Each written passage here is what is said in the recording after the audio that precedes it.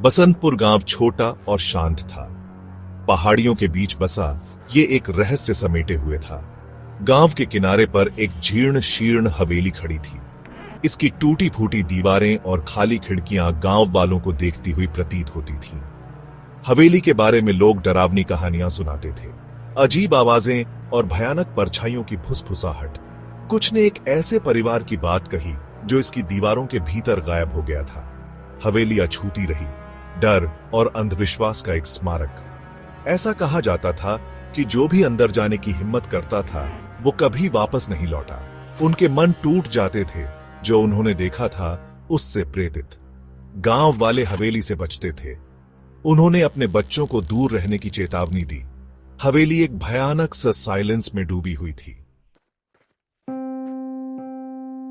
रीमा, एक युवा कॉलेज छात्रा, बसंतपुर में अपने दादा दादी से मिलने आई थी। उसने कहानियां सुनी थी। प्रेतबाधित हवेली की फुसफुसाहट ने उसे परेशान कर दिया। रीमा भूतों या आत्माओं पर विश्वास नहीं करती थी। उसने उन्हें कल्पना की उपज के रूप में देखा। वह हवेली की भयावह प्रतिष्ठा के पीछे के सच को उजागर करने के लिए दृढ़ थी।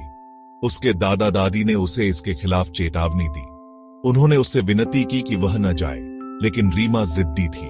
वह विचलित नहीं हुई।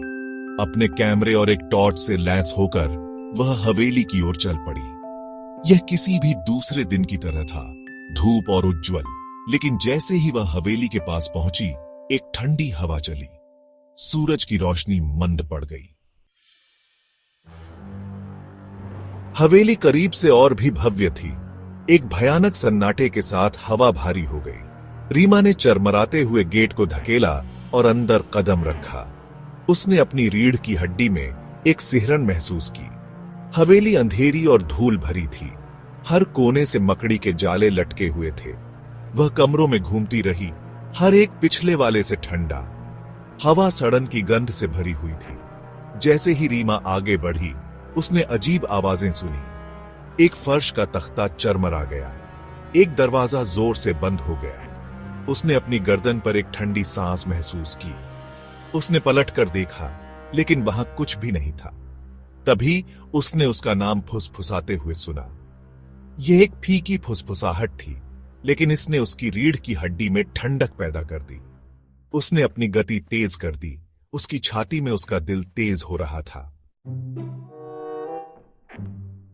रीमा एक बड़े हॉल में आ गई। बहुत पहले वहां आग लगी थी। हवा राख और आग के भूतों से भरी हुई थी। उसने तब इसे हॉल के सबसे दूर एक छायादार आकृति, लंबी और दुबली पतली, उसकी आंखें अंधेरे में चमक रही थीं। यह उसकी ओर बढ़ा, धीरे धीरे, जानबूझकर। दहशत उसके ऊपर छा गई। वह भागने के लिए मुड़ी, लेकिन दरवाजा बंद था। उसने हैंडल को खटखटाया, लेकिन वह हिला नहीं। परछाई करीब आ रही थी।